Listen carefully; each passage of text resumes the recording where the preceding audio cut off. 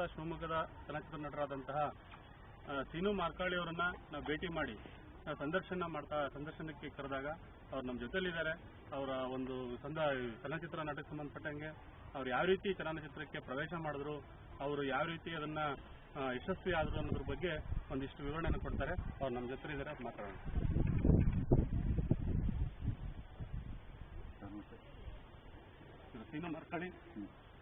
ಸೀನು ಮಾರ್ಕಾಳಿ ಅಂತೇಳಿ ಈಗ ಆಲ್ರೆಡಿ 14 ಚಲನಚಿತ್ರಗಳಲ್ಲಿ, ಕನ್ನಡ ಚಲನಚಿತ್ರಗಳಲ್ಲಿ ಇವ್ರದೇ ಆದಂತಹ ಒಂದು ನಟನೆಯನ್ನ ತೋರಿಸಿದ್ದಾರೆ.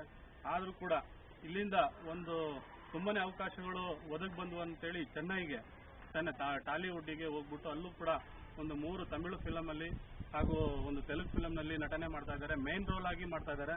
ಅವರು ಇಲ್ಲಿಂದ ಅವಕಾಶಗಳ ಬಗ್ಗೆ ಅವರು ಈ ಚಲನಚಿತ್ರ ನಟಕ್ಕೆ ಸಂಬಂಧಪಟ್ಟಂಗೆ ಅವರೇ ಮಾತಾಡ್ತಾರೆ.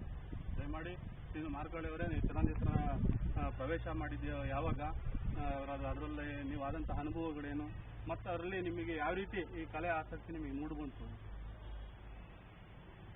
ನಮಸ್ತೆ. ನಾನು 2003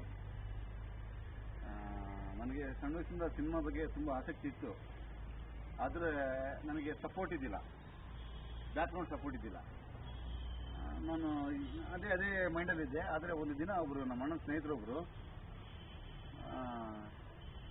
ಇವನು ಚೆನ್ನಾಗಿದ್ದಾನೆ, ಹೈಟ್ ಆಗಿದ್ದಾನೆ, ಟಾಲ್ ಆಗಿದ್ದಾನೆ, ವಿಲನ್ ಕ್ಯಾರೆಕ್ಟರ್ಗೆಲ್ಲ ಸೂಟ್ ಆಗ್ತಾನೆ, ಸಿನಿಮಾ ಮಾಡ್ತೀಯಾ ಅಂತ ಕೇಳಿದ್ರು. ನನಗೆ ಯಾರು ಕ್ಯಾರೆಕ್ಟರ್ ಕೊಡ್ತಾರೆ ಸರ್? ನಾನು ನೋಡಿದ್ರೆ ವೆಲ್ಡಿಂಗ್ ಕೆಲಸ ಮಾಡೋನು, ಶೆಡ್ ಕೆಲಸ ಮಾಡೋನು, ನನಗೆ ಯಾರು ಕೊಡ್ತಾರೆ ಸರ್ ಅಂತ ನಾನು ಕೊಡಿಸ್ತೀನಿ, ಮಾಡ್ತೀಯಾ ಅಂದರು. ನಮ್ಮ ಅಣ್ಣನ ಫ್ರೆಂಡು, ಅವರು ಬೆನ್ನಿ ಅಂತೇಳಿ ಹೆಸರು ಅವ್ರದ್ದು. ಸರಿ ಸರ್ ಮಾಡ್ತೀನಿ ಅಂದೆ. ಅವಾಗ police story part 2 Sai Kumar ಅವ್ರದ್ದು ಶೂಟಿಂಗ್ ನಡೀತಾ ಇತ್ತು ಆಲ್ರೆಡಿ.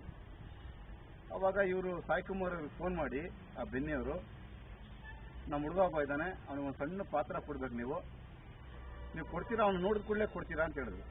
ಸಾಯಿ ಕುಮಾರ್ ಅವ್ರಿಗೆ ಫೋನ್ ಕೊಟ್ಟರು. ನಾನು ಸಾಯಿ ಕುಮಾರ್ ಹತ್ರ ಮಾತಾಡಿದೆ, ನೀನು ನಾಳೆ ಬಾರಪ್ಪ ಬೆಂಗಳೂರಿಗೆ, ನಿಂಗೆ ನೋಡ್ತೀನಿ, ಆಮೇಲೆ ಏನು ಕೊಡಬೇಕು ಪಾತ್ರ ನಾನು ಇದು ಮಾಡ್ತೀನಿ ಅಂತ ಹೇಳಿದ್ರು. ಸರಿ ಆಯಿತು ಅಂತ ಹೇಳ್ಬಿಟ್ಟು ನಾನು ಬೆಂಗಳೂರಿಗೆ ಹೋದೆ. ಅದು ನನ್ನ ಹತ್ರ ದುಡ್ಡಿದ್ದಿಲ್ಲ. ನಮ್ಮ ಅಣ್ಣನ ಫ್ರೆಂಡ್ ಹತ್ರನೇ ₹1000 ಇಟ್ಕೊಂಡು ಬ್ಯಾಂಗ್ಳೂರಿಗೆ ಹೋದೆ. ಆವಾಗ ಸಾಯಿ ಕುಮಾರ್ ಅವ್ರು ನೋಡ್ಬಿಟ್ಟು, ನೀನು ಚೆನ್ನಾಗಿದೆಯಪ್ಪ, ನಿಂಗೆ ಒಳ್ಳೆ ಕ್ಯಾರೆಕ್ಟರ್ ಕೊಡ್ತೀನಿ ಅಂತೇಳಿ ಇಮಿಡಿಯೇಟ್ಲಿ ಆ ಥ್ರಿಲ್ಲರ್ ಮಂಜು ಡೈರೆಕ್ಟ್ರು ಅವ್ರಿಗೆ ಫೋನ್ ಮಾಡಿ, ನಮ್ಮ ಹುಡುಗ ಇದ್ದಾನೆ, ಕ್ಯಾರೆಕ್ಟರ್ ಹಾಕ್ರಿ ಅಂತ ಹೇಳಿದ್ರು. ಅದರಲ್ಲಿ ವಿಲನ್ ಕ್ಯಾರೆಕ್ಟ್ರು ಮಾಡಿದೆ. ಅದು ಫಸ್ಟ್ ಪಿಕ್ಚರು. ಅದು ಮಾಡ್ತಾ ಸಿಟಿಜನ್ ಸಿನಿಮಾ ಮತ್ತೆ ಶೂಟಿಂಗ್ ಸ್ಟಾರ್ಟ್ ಆಯಿತು ಸಾಯಿ ಕುಮಾರ್ ಅವ್ರದ್ದೇ. ಅದಕ್ಕೂ ಒಂದು ಪಾತ್ರ ಕೊಟ್ಟರು. ಅದರಲ್ಲಿ ಮಾಡ್ತಾ ಒಬ್ಬರು ಪಲ್ಲಕ್ಕಿ ಡೈರೆಕ್ಟರ್ ಅಂತೇಳಿ ಪರಿಚಯ ಆದರು. ಆ ಡೈರೆಕ್ಟರ್ ನಾನು ಆ್ಯಕ್ಟ್ ಮಾಡೋದು ನೋಡಿ, ನನ್ನ ಪರ್ಫಾರ್ಮೆನ್ಸ್ ನೋಡಿ ಖುಷಿಯಾಗಿ ದೇವನಹಳ್ಳಿ ಎಂಬ ಸಿನಿಮಾದಲ್ಲಿ ನನಗೆ ಒಂದು ಪಾತ್ರ ಕೊಡ್ತೀನಿ ಅಂತ ಹೇಳಿದ್ರು. ನಾನು ಪಾತ್ರ ಅಂದರೆ ಒಂದು ಸಣ್ಣ ಪಾತ್ರ ಕೊಡ್ತಾರೆ, ಬರಬೇಕಂದ್ರೆ ಸಣ್ಣ ಪಾತ್ರ ಕೊಡ್ತಾರೆ ಅಂದ್ಕೊಂಡಿದ್ದೆ. ಆದರೆ ದೇವನಹಳ್ಳಿಯಲ್ಲಿ ಪಲ್ಲಕ್ಕಿ ಅವರು ನಮಗೊಂದು ದೊಡ್ಡ ಪಾತ್ರ ಕೊಟ್ಟರು. ಶಿವಮೊಗ್ಗದಲ್ಲಿ ಎಲ್ಲ ಮೆಚ್ಚಿದ್ರು ಆ ಪಾತ್ರ ನೋಡಿ, ವಿಲನ್ ಪಾತ್ರ. ಅದು ಮಾಡ್ತಾ ಅದರಲ್ಲಿ ಅಸಿಸ್ಟೆಂಟ್ ಡೈರೆಕ್ಟರ್ ಒಬ್ಬ ಇದ್ದ, ಚಿಕ್ಕ ಅಂತೇಳಿ. ಸರ್ ಬನ್ನಿ ಸರ್.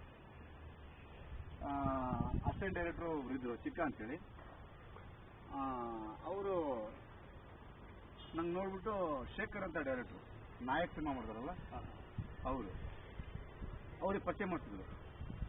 ಅವರು ನಂಗೆ ನೋಡ್ಬಿಟ್ಟು, ಚೆನ್ನಾಗಿದ್ದಾನೆ, ಇದು ಒಂದು ಒಳ್ಳೆ ಪಾತ್ರ ಕೊಡೋಣ ಅಂದರು. ನಾನು ಒಳ್ಳೆ ಪಾತ್ರ ಅಂದರೆ ಒಳ್ಳೆ ಪಾತ್ರ ಕೊಡ್ಬೋದು ಅಂತಿದ್ದೆ. ಅದರಲ್ಲಿ ನೆಕ್ಲೆಟ್ ಪಾತ್ರ, ಉಗ್ರವಾದಿ ಪಾತ್ರ ಕೊಟ್ಟರು. ಅದು ಸಿನಿಮಾ ಶೂಟಿಂಗ್ ಆಯಿತು, ರಿಲೀಸ್ ಆಯಿತು. ಅದು 4 ವಾರ ಓಡ್ತು ಶಿವಮೊಗ್ಗದಲ್ಲಿ. ಅದು ಮಾಡ್ತಾ ಕಲ್ಯಾಣಿ ಸ್ಕೂಲ್ ಅಂತ ಒಂದು ಸಿನಿಮಾ ಮಾಡಿದೆ. ಅದರಲ್ಲಿ ಇಂಗ್ಲೀಷ್